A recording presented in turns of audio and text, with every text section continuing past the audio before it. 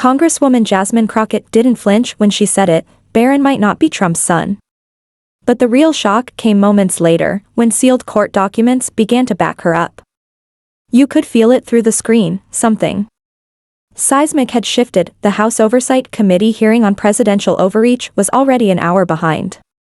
Most viewers had tuned out until Representative Jasmine Crockett leaned forward, removed her glasses, and asked for silence.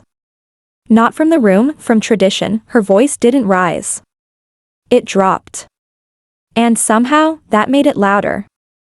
I want to shift this discussion to something that speaks directly to character, she began, eyes locking onto the panel.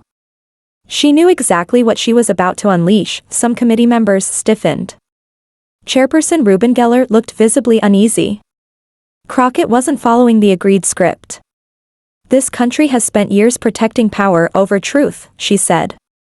That stops today. Scoffs. Eye rolls. But she pressed forward, deliberate and unwavering. There's a set of sealed documents from an Arizona court, dated 2019. Documents that were protected by legal maneuvering, and more importantly, buried by political influence. They involve then-President Trump, a former staffer, and a child. Silence. Not tension, stillness. Shock crystallized in the air. I have a sworn affidavit from a federal contractor, Crockett continued. She was responsible for digital shredding under the White House Correspondence Protection Act. One file stood out, a $3.1 million payment made to a woman using the alias TB. She held up a photocopy. The camera zoomed in. Paternity agreement enforced under non-disclosure. DNA confirmation pending. Representative Matt Overby tried to cut in. Is this really the time? Crockett didn't blink. The people didn't vote for secrecy. They voted for representation.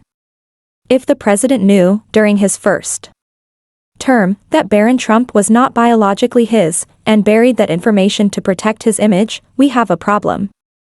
That's not just legal. It's moral. That was the moment the hearing became something else entirely. CNN broke in live. MSNBC followed. Even Fox didn't cut away. Phones buzzed across the country. TikTok flooded with clips. The caption was nearly universal. Did Jasmine just say Barron isn't Trump's son? Inside the chamber, murmurs erupted into chaos. Overby slammed his pen and motioned to adjourn. Crockett raised her voice firm, not shouting, we will not silence the truth because it makes the powerful uncomfortable. This isn't gossip. It's justice. And it's been manipulated for protection. Representative Eleanor Vance muttered, let's keep the child out of this. Crockett snapped back, then stop using him as a prop for power. The room exploded. Microphones went hot. The official House feed abruptly cut. For 3 full minutes, viewers thought it was a glitch. Until the raw feed was leaked online, Trump's name was censored twice. The file Crockett referenced was quickly flagged under Homeland Security review, but it was too late. That evening, network ratings shattered records. Newsrooms scrambled to verify the identity behind TB. Crockett didn't backpedal. When asked by a hallway reporter if she feared backlash, her answer was ice cold, no. Because I haven't said anything I can't prove. The hearing reconvened 22 minutes later, but nothing of value followed. The room was no longer debating. It was spiraling. Some staffers avoided her eyes. Others simply left, but what no one saw on C-SPAN was the private text Jasmine received as she stepped back into her office. One word, finally. While the committee fell quiet, the White House was anything but. Inside the West Wing, a junior staffer dropped an iced coffee across a printer. No one noticed. Every eye was glued to the muted TV bolted to the corner of the Roosevelt room. Crockett's face filled the screen. Her voice was silent, but the implications were screaming. Across the hall, Chief of Staff Brian Halford stood frozen. Pale. Motionless. The president had just left a trade meeting. He was mid-stride, half listening to an aide drone on about Kansas agricultural tariffs. Then he caught the screen. What's this? Trump asked, pointing. Why is this on every channel? Nobody answered fast enough. Brian, he barked. What the hell is going on? Halford's voice faltered. Sir, she brought up sealed court documents. About Barron. Trump's face twisted into that familiar half-snarl, uncertain. If he should laugh or break something. She what? The room held its breath. Someone in the corner cleared their throat. Another aide slowly reached for the remote. Don't touch that, Trump snapped. He marched toward the screen. Just. As Crockett's voice returned and dropped the word, paternity. 3 seconds of silence, then, get me the network. Now. Trump's voice cracked. Put me on the phone with Peterson at CNN. Now. An intern bolted. Halford stepped in, cautious. Sir, we might want to be strategic. Strategic? Trump exploded. She just said Barron's not my son on live television and you want strategy?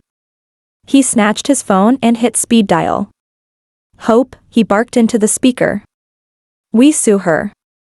We sue CNN. We sue everyone. Hope Sinclair, his longtime legal counsel, didn't raise her voice. Sir, defamation doesn't hold up, if it turns out to be true. Trump froze. Are you saying she has something? Silence, Halford. Cut in, low, we don't know what she has.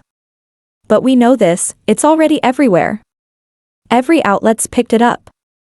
Not a son is trending. TikTok has clips from 4 different angles. Trump's hands trembled. He wasn't hiding. He turned the volume back up, just in time to catch Crockett's closing words. If the president knew during his first term that Barron Trump was not biologically his, and buried that truth to protect his image, then this isn't just a legal issue. It's a moral one. The remote left his hand and smashed against the wall. This is all because of that stupid agreement, he muttered. Halford heard it clearly this time.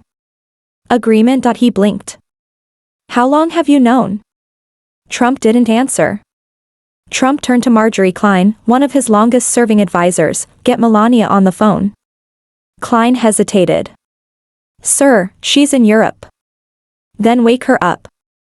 She paused again. Do you really want to call your wife? Without answering. Trump sank into the leather chair at the head of the conference table, staring at the shattered remote across the floor. His voice dropped. You think she's bluffing? No one responded. Finally, Hope Sinclair broke the silence. The NDA is binding. But if Crockett has that affidavit, someone leaked. Probably from digital records. We need to isolate the leak, fast. And we need to prep Barron. The name landed like a punch. Trump flinched. Leave him out of this, he muttered. The press won't, Sinclair replied. Halford sat across from him. If we don't control the next 24 hours, this becomes the election. You know that, right? Trump nodded slightly, but his eyes weren't hearing strategy anymore.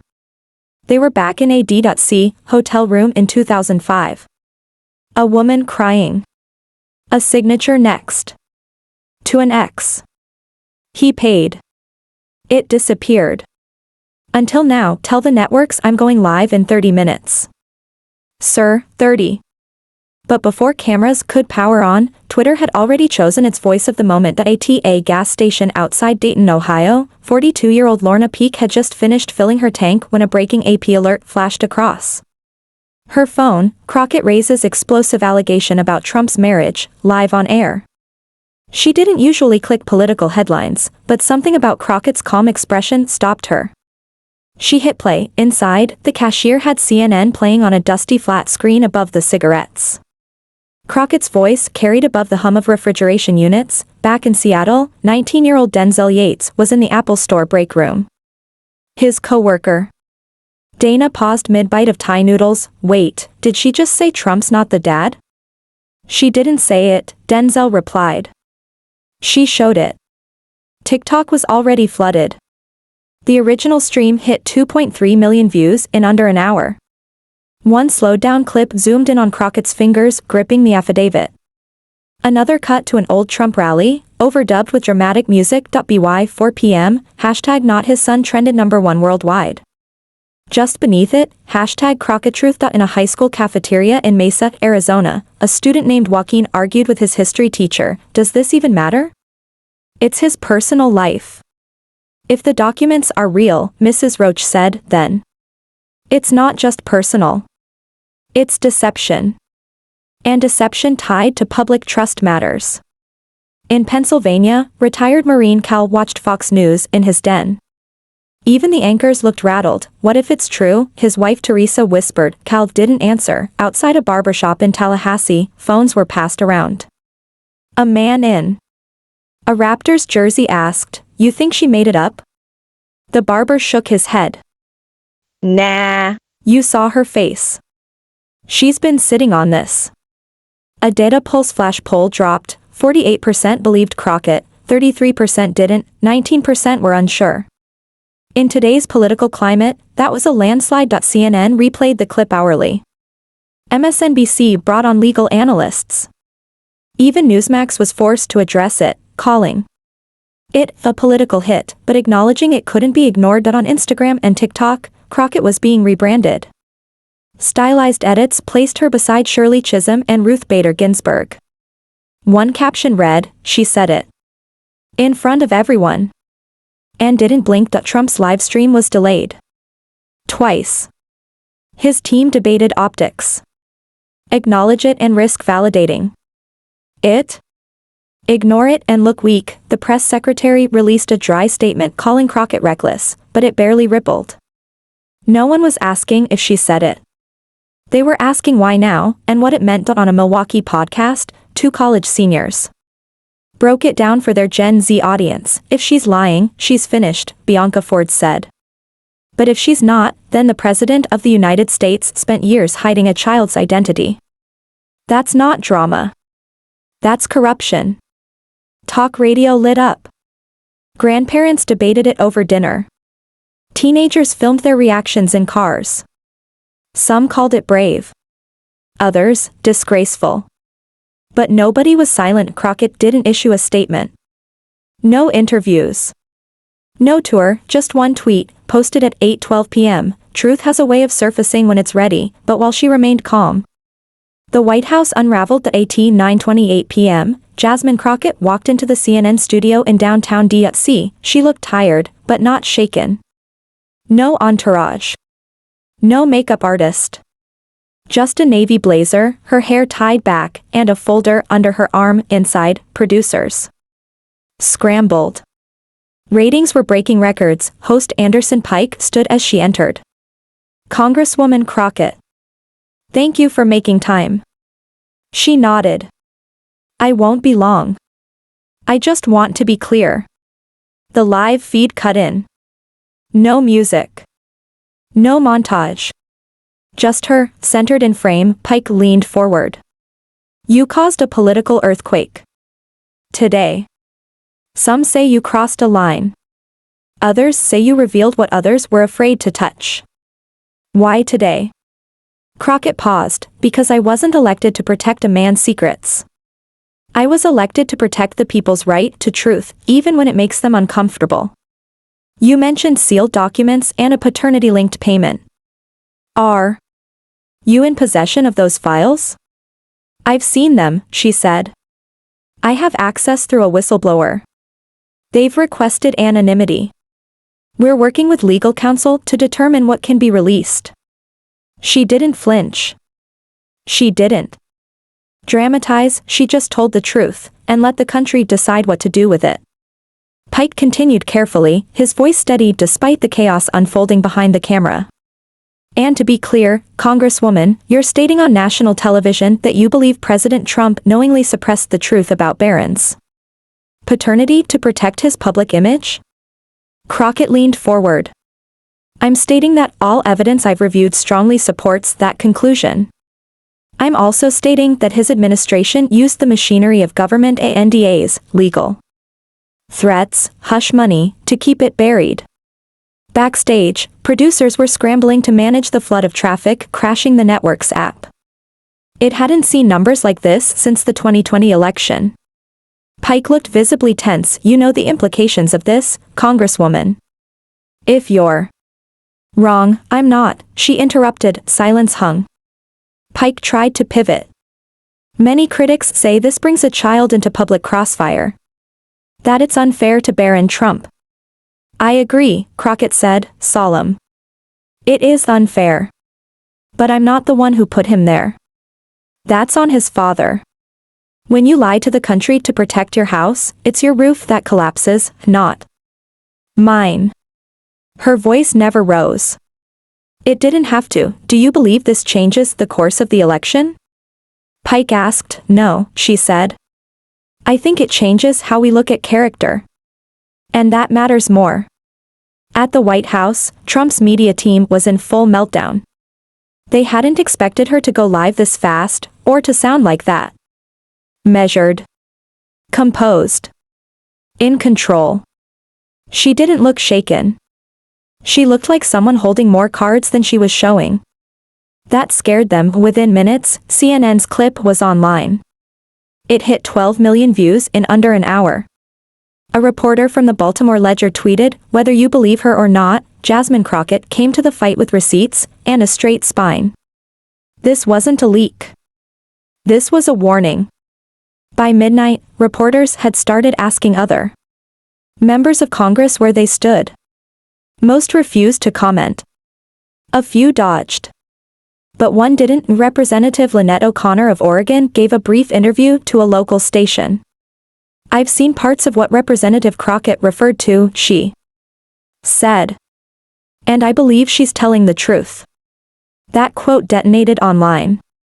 It wasn't just Jasmine anymore, someone else had seen it too. Back in Arlington, Crockett sat quietly in her apartment, the lights off, her phone silent.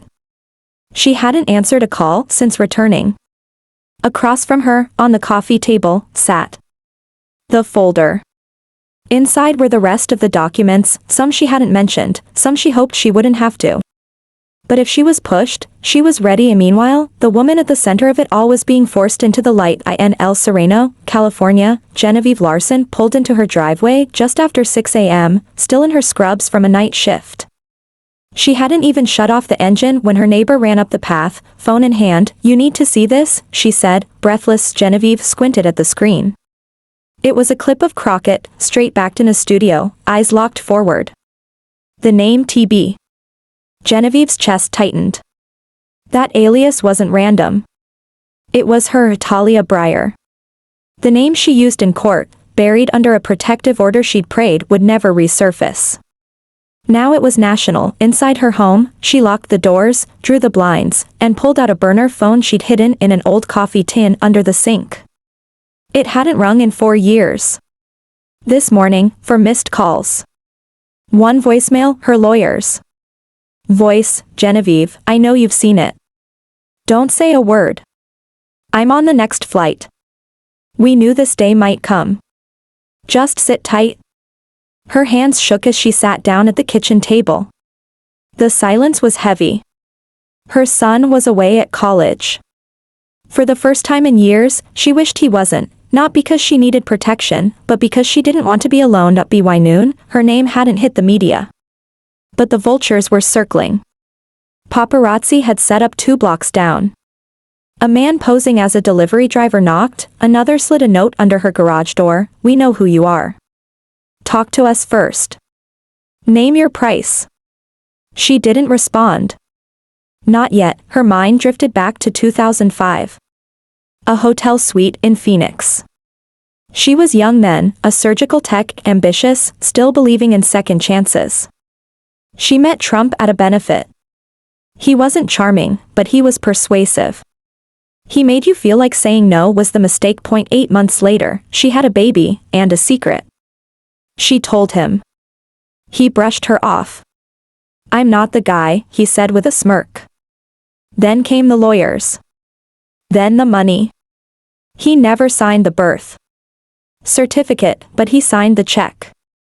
And the NDA. Genevieve took the money, changed cities, changed her name, started fresh. It had almost worked. Until Jasmine Crockett said her name without saying ITINDC, Crockett's team had already reached out, secure line, no pressure. Just a heads up. Reporters were digging. One outlet had narrowed it down to 5 women. All were getting calls. Genevieve knew it was only a matter of time. Her lawyer, Harris Noland, arrived by mid-afternoon. He went straight to her kitchen. "They're going to try to break you," he said. "I know," she replied. "You don't owe them anything." She looked at him.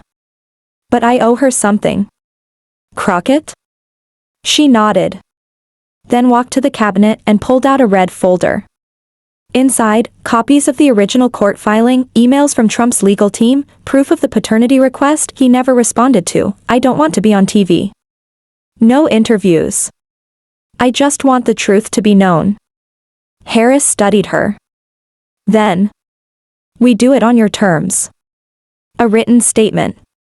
Maybe the Guardian or the Ledger. Somewhere that won't twist it." She nodded. "And I want them to know, I didn't ask for this. But I'm not going to pretend it didn't happen." By nightfall, her name was still hidden.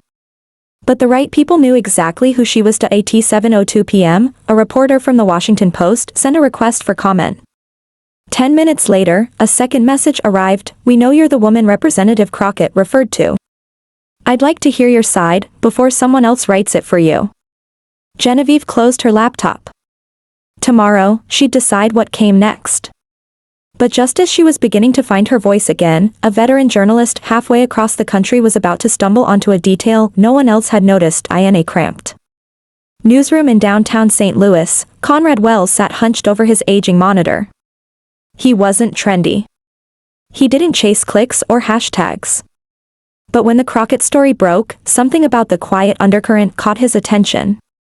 It wasn't the headlines or the frenzy, it was the silence between them. He leaned back, cracked his knuckles, and opened a dusty folder on his desktop labeled NDA Pattern 2017. Conrad had covered Trump for years, not the way cable pundits did, but by tracing money trails, shell companies, property records, offshore accounts. After Crockett's statement, he remembered something odd he'd flagged years ago, a $90,000 transfer from a Trump-linked shell company to an obscure Arizona lab called Red Lantern Diagnostics. Back then, no one cared. It was a line item buried in a quarterly financial report. But now, he searched again. Red Lantern Diagnostics, Arizona. Paternity Court. 2019, a Maricopa County docket appeared. Most of it was sealed, but one line stood out. TBV JD. Talia Breyer. John Donald. No judgment. Just a withdrawal of complaint and a private resolution. He called in a favor from an old courthouse clerk who owed him 30 minutes. Later, she whispered, there was an affidavit. Sealed fast. You're not the first to ask today. Who else? He asked. Private lawyers. Not press. He jotted that down. Something was moving fast. Next, he called a contact at a courier company that used to handle medical transfers for private labs. One of their drivers logged a pickup in 2019 from Red Lantern Diagnostics to Washington, D.C. Overnight, the sender, Genevieve Larson, there it was. Proof that Crockett hadn't gone off script. She hadn't made a leap. She had a trail and documents to back it. Conrad didn't publish. Not yet. He wasn't interested in being first. He was interested in being right. By nightfall, he had a name, a money trail, a timeline, and an angle no one else had touched. He emailed Crockett's office directly. No fluff. Just one line, I know about Red Lantern. If this is real, it's bigger than scandal. It's systemic abuse of power. I'm not chasing clicks, I'm chasing the truth. An hour later, he got a reply. We are listening. It was brief, but it told him what he needed to know. They weren't panicked. They were preparing. Still, Conrad wanted more. He pulled FEC records, cross-referencing campaign disbursements tagged as legal consulting or risk mitigation. 3 entries stood out, all in mid-2020. 2. To familiar firms. The third to G. Noland and Associates. Genevieve's lawyer. The 10:17 p.m., Conrad sat at his desk with a lukewarm can of Dr. Pepper and started writing. Not the kind of piece that gets pushed out with a flashy headline. The kind that stops a newsroom. He didn't open with Barron. He didn't open with money. He opened with the silence. In a democracy, secrets are slow poison. This isn't about scandal. It's about a system built to protect power by burying people it fears. He filed it under embargo, waiting for legal clearance. But deep down, he knew the dam was already breaking. Crockett hadn't dropped a bomb. She'd lit a fuse. And by morning, it would burn through every newsroom in the country. But as Conrad prepared to publish, the White House was unraveling from the inside. By 7 a.m., the West Wing was in freefall. Legal aides darted between offices, phones glued to their ears. Some staffers hadn't changed clothes. The press office whiteboard was wiped clean, rewritten, then erased again. No plan lasted more than 10 minutes. Trump hadn't made a public statement, but inside 1600 Pennsylvania Avenue, he was far from silent. He paced the Roosevelt Room in a wrinkled red tie, barking into the speakerphone, "Find out who that woman is, the one Crockett's talking about. I want her full record. School. Jobs. Everything." An aide answered from the other end. "Sir, we believe her name is Genevieve Larkinson. She changed it in 2010. There's a sealed filing." "I don't care about the court," Trump snapped. "I care about the story. We find her. We discredit her."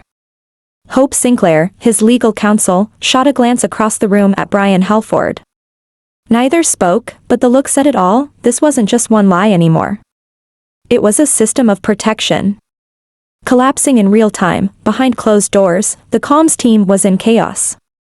One speechwriter broke down in tears after being screamed at for suggesting they admit to a lapse in judgment. Another aide spilled coffee on her printed statement, one that never got read. No one knew who was making final calls anymore.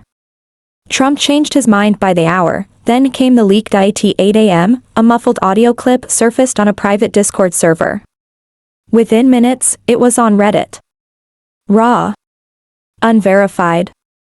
But unmistakable. Sinclair's voice, "If the affidavit leaks, we're exposed. We can't explain away a paternity avoidance." The DNA order wasn't ignored, it was dodged. It exploded online. Cable news scrambled to verify. Voice analysts matched it to public footage. The timeline fit within an hour. Sinclair was cornered by a Fox News reporter in a Capitol Hill hallway. Later that morning, she didn't deny the voice, she just kept walking. Inside the Oval Office, Trump was spiraling. "She recorded me," he muttered. "No sir," Halford replied quietly. "She recorded herself." "Same thing," he snapped. Halford didn't respond. At 10 a.m., Trump held a private video call with First Lady Melania Trump. She was still in Geneva, attending a youth wellness summit. Her face appeared calm, composed, but far away. "You said it was handled," she said softly. "It was handled," he replied. "Until that woman came back." Melania didn't blink. "You should have told me the full story. Not pieces." Trump's voice dropped. "This doesn't have to change anything. Barron is still our son." Her expression didn't waver. "No, Donald. He's my son." The call ended shortly after. Back in the press room, reporters were relentless. "Has the president seen the affidavit? Was there a DNA test in 2019? Did the administration suppress filings through internal influence?" The press secretary clung to a prepared statement. "The president firmly denies any and all false claims regarding his family and views these attacks as a disgraceful attempt to score political points." It wasn't enough. Insiders were beginning to talk. A mid-level staffer told the Philadelphia Review anonymously, "We've known about the red file since 2020. It was kept in the top right drawer of Halford's cabinet. Anyone who asked about it was told to focus on the campaign." The article dropped at noon. Twitter caught fire again. But this time, the reaction wasn't just shock, it was division. People were taking sides. Even in conservative circles. Quiet discussions began to surface. Republican strategist Janelle Christian broke ranks in a PBS interview. This isn't about party anymore. This is about power being protected with lies. If Crockett's claims hold water, we have to face it head-on. Inside the White House, the inner circle was fracturing. Hope Sinclair had already begun drafting a resignation letter. Halford had stopped answering any press calls. Trump was the only one still pushing, still barking orders, still demanding loyalty, but now, even that didn't land the same. Staffers hesitated before nodding. The truth was dripping through, and nothing could stop it, but the biggest crack wasn't in the White House. It was sitting, unopened, in a dusty file drawer 2 floors below ground in the Maricopa County Family Court. Building, Judge Rosanna Vitarelli, 67, sat at her desk, staring at a sealed envelope. It had been untouched for over 5 years, labeled confidential. Case, T.B. versus JDT. She remembered the day it landed on her desk, rushed filings, a federal judge's call, the pressure to keep it sealed. National security, they had said. It felt absurd then. Now, it felt unfinished. The signature on the memo had been from then Attorney General Jerome Beck. She hadn't asked questions. Judges learned not to. But the case had haunted her. It had no ending. Inside the envelope was the original paternity motion signed by Genevieve Larson, under her alias, Talia Bree. Attached were 5 documents, a court-issued DNA testing order. For Donald J. Trump, multiple delay requests from his legal team, citing executive obligations, and finally, a motion to dismiss, but there was no result. The test had never been completed. Judge Vitarelli picked up her phone and called her former clerk, now a civil rights attorney in Flagstaff. "You seeing what's on TV?" "Hard to miss," the voice replied. "Remember that case from 2019? The one I mentioned over drinks once? The one you sealed?" "I still have it." A long silence. "You thinking about unsealing?" "I'm thinking about what I should have done back then. Before the pressure got to me." Across Phoenix. The pressure was already spilling. An anonymous source leaked an internal court memo to the Arizona Sentinel. It revealed that Trump's legal team had filed a protective objection to avoid submitting any DNA. The language was clinical, but one paragraph hit like a hammer. "Client explicitly refuses biological test. Counsel advises private settlement. Media gag clause." Immediate sealing. The IT matched everything Crockett had said. Almost word for word. Back in Washington, the moment the Sentinel article hit the wire, CNN cut into live programming. Anderson Pike, mid-panel, paused as his producer whispered into his earpiece, "Say that again?" He asked aloud. The voice repeated, "The Arizona judge had a DNA request. Trump refused. The test never happened." Pike sat stunned. "That means," he said slowly, "there's no biological confirmation. No denial. Just avoidance." It hit hard. #NoDNA began trending within minutes. The No1 needed a legal degree to understand what avoidance meant. Back inside the West Wing, the panic turned to collapse. Hope Sinclair was gone. Brian Halford was in a locked room with the president, trying to explain how a sealed memo from a small Arizona courthouse had become front-page news. Trump wasn't yelling anymore. He sat motionless. "How did they get that memo?" he asked, his voice hollowed. No1 answered. He asked the question without looking up, his eyes fixed on the floor.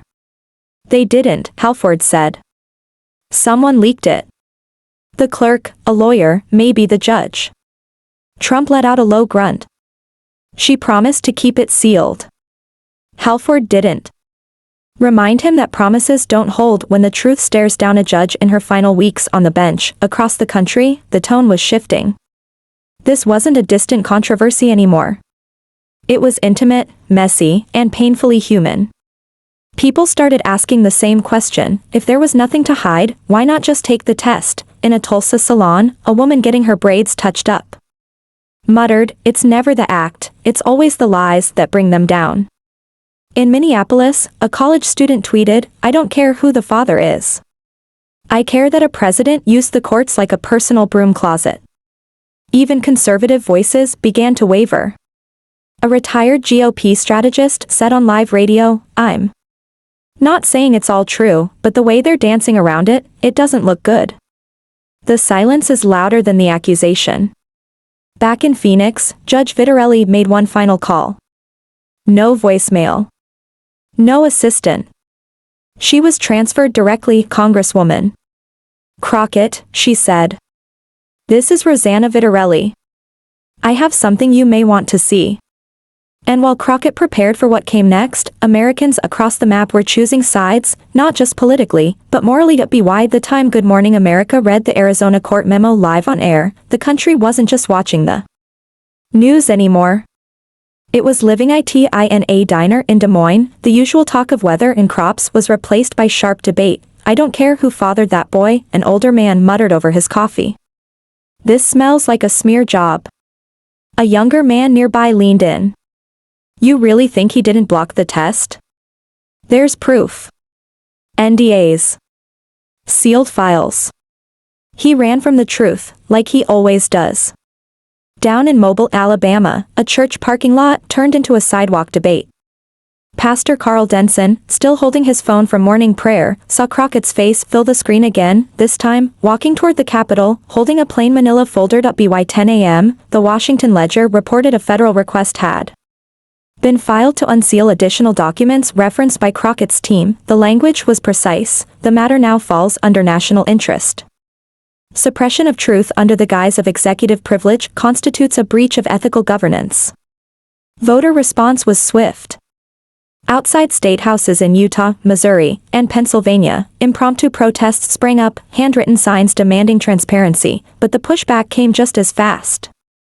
In Birmingham, Trump supporters rallied outside a local news station. A woman in a sequined flag blouse shouted into a bullhorn, "This is what they do when they can't beat him at the polls, they go after the family." Across town, a silent College March responded with signs reading "Truth over image" and "We deserve honest leaders." Coffee shops, classrooms, construction sites, public buses, every space became a forum. In Gary, Indiana, Patrice Kinley sat beside her daughter, watching it all unfold.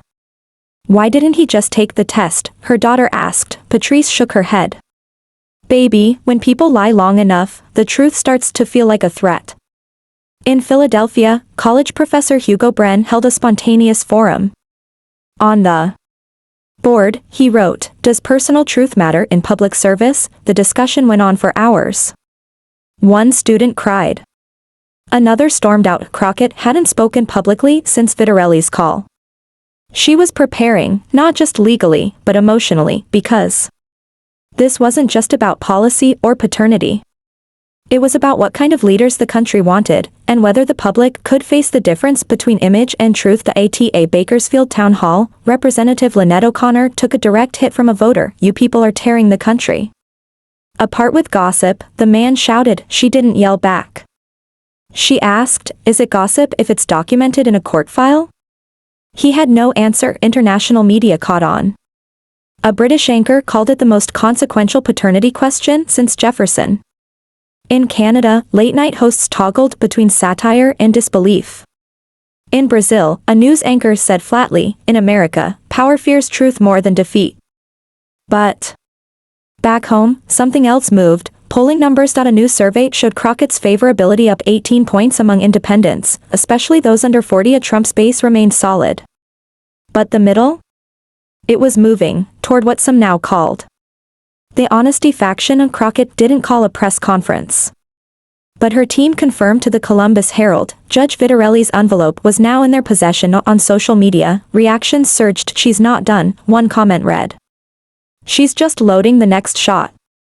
Another, "She's not taking him down with noise. She's taking him down with documentation." But it was no longer just about Trump. It was about whether truth, presented plainly, still held power. At 3:07 p.m., Jasmine Crockett stepped from a silver sedan and walked toward a podium outside the Capitol. No barricades. No stage. No camera crews tipped off, just a few dozen reporters waiting off a rumor. She wore no sunglasses. No entourage. Just carried the same manila folder people had seen her with that morning. "My name is Jasmine Crockett," she began. "I'm not here to repeat myself.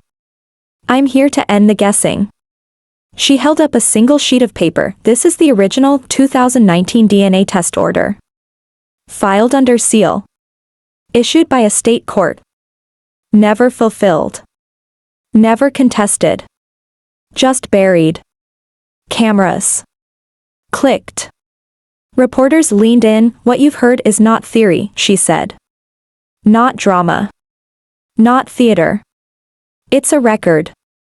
And it should have been public years ago." "Are you releasing the full affidavit?" someone called out. "I'm handing it over to the House Ethics Committee, the DOJ, and the Public Record Office," she replied. "I will not redact it. I will not play legal games. Are you worried this could backfire?" She gave the faintest smile. "Truth doesn't backfire. It burns where it needs to." That night, the files were published in full, no paywalls, no spin, the NDA. The test order. The missed court dates. The settlement trail. And the memo, avoid DNA at all costs. He hadn't just dodged it. He buried it, with money, power, and influence. CNN aired the truth test. MSNBC followed with the price of image. Even Fox News, under internal pressure, held a debate. Can Trump's denials still be trusted? In Lincoln, Nebraska, a middle school teacher rewrote his lesson plan after a student asked, "Can a president lie and still be a good leader?" In Las Vegas, a Republican councilwoman resigned from a campaign. "I can't ask voters to support a man who ran from a test my husband would have taken without blinking." In Baltimore, Genevieve Larkinson finally spoke. No cameras. No interviews. Just a 2-page letter. "I didn't ask for the spotlight. But I'm not ashamed anymore. I stayed quiet to protect my son. But silence only protects the wrong people. I thank Congresswoman Crockett for doing what I could not." Her son, now in college, issued a simple statement: "My mom told the truth. That's all that matters." And still, Crockett didn't grandstand. No book deal. No media tour. She returned to work. Within a week, she introduced 2 bills, one limiting executive interference in state court cases, another creating legal paths to revisit sealed settlements involving public officials. They didn't pass immediately. But they were filed, in ink, in daylight, and for many, that was enough. Trump's legal team scrambled. Donors pulled back. Independents walked away. Even close allies, Sinclair, Halford, began cooperating with oversight quietly. It wasn't Crockett who did this to him, one aide told a reporter. He did it to himself. She just told the story he tried to erase. Crockett never said, "I told you so." She kept showing up. That was always the point, not proving someone was a liar, proving that even in the most protected rooms in the country, the truth could still break through. If someone stood still while the ground shook, the cameras faded from her final appearance. Her last words stayed behind. "Your image is what you show. Your truth is what you live with. I didn't come to Congress to guard images. I came to honor the truth." If this story moved you, made you think, or made you look again, share it.